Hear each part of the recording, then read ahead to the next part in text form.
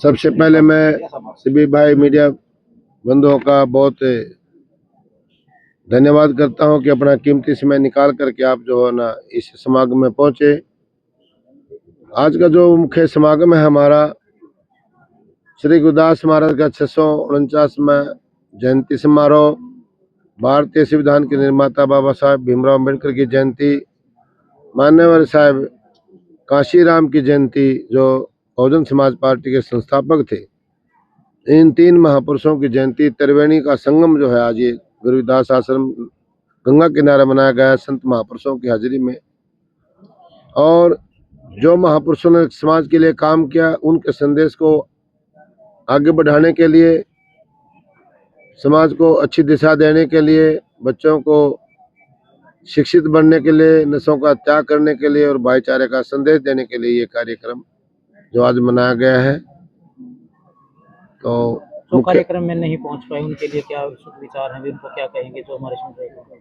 जो आज इस कार्यक्रम के अंदर जो मुख्य अतिथि के तौर पर माननीय श्री आलोक जी ने शाम का 6 बजे का टाइम दे रखा है हमारे को, और माननीय श्री मोहनलाल बड़ोली जी जो भारतीय जनता पार्टी के हरियाणा प्रदेश के अध्यक्ष हैं, उन्होंने खुद अपनी पेन से, ग्रीन पेन से, अपने हाथ से 15 तारीख की डेट हमारे को दी थी।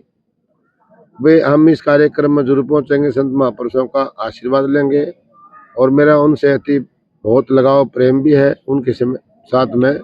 तो उन्हें खुद अपना समय दिया था और वो आज यहाँ नहीं पहुंचे किसी कारण से। कोई संघ की मीटिंग भी चली हुई है, कोई बीजेपी की मीटिंग भी चली हुई है, हो सके उसके कारण जो वो नहीं आप पहुंचे हैं। तो कोई ऐसी बात नहीं है, नहीं आए तो नेता है, पूरे देश को संभालते हैं और समाज के लिए अच्छा कार्य करते हैं।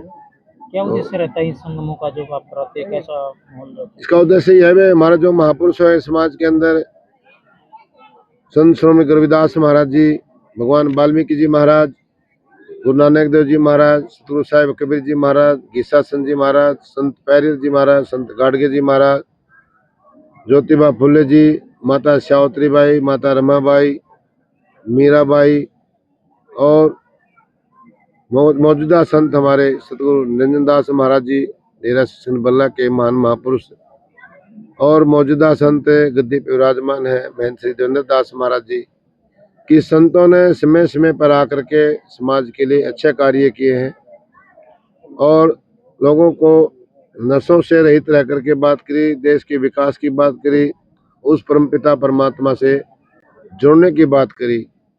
तो समय समय पर ये समागम हम भी कराते हैं और आगे भी कराते रहेंगे। हमारा जीवन का मुख्य उद्देश्य है कि ज़्यादा से ज़्यादा लोगों तक महान महापुरुषों की जो शिक्षा है उसको आगे बढ़ाएं।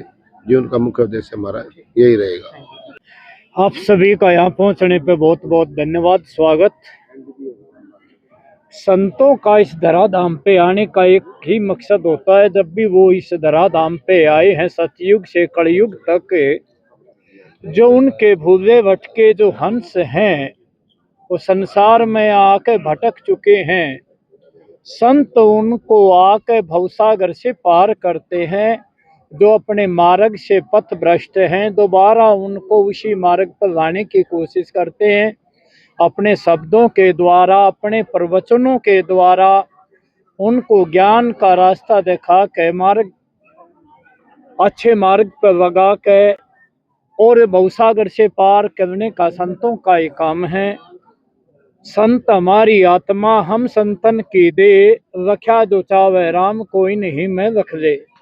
जैसे महाराज गीसा चंद जी, महाराज कबीर साहब जी, महाराज रविदास जी, महाराज नानक देव जी, दादू नित्यानंद दरिया, जितने भी संत आज तक सृष्टि में आए हैं, संसार में दे दर के आए हैं, उन सभी का एक ही मकसद आज तक रहा है कि जो भी इस संसार के अंदर, चाहे वो कितना भी पापी है, कितना भी अधर्मी है, कितना भी दुष्ट है, उसको सत मार्ग पे लगा के और सच्चाई के रास्ते पे चला के उसको भवसागर से पार करना है।